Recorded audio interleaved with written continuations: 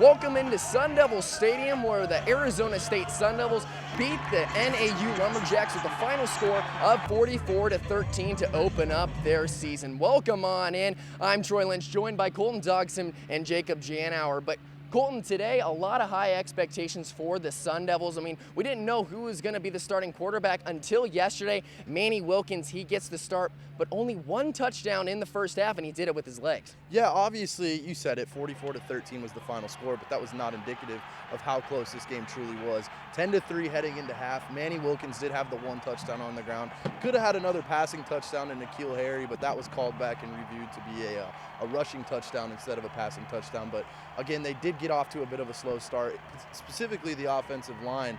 I think the interior guards struggled a little bit. They're both young guys. They weren't opening those holes for Kalen Balaj and Demario Richard in the early going, but they did pick up in the later half of the game.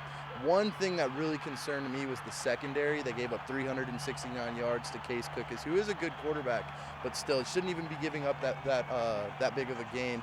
They did give up 9 plays of 15 or more yards, which again is something that they tried to limit in the offseason and failed to do so tonight. So the secondary definitely has me a little bit worried.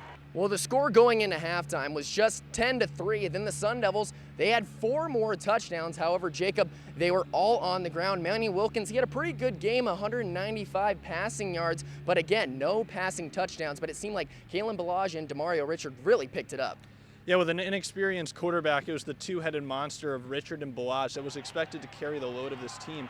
And although they started slow, they really picked it up towards the end of the game, combined for 136 of the 301 Sun Devil rushing yards.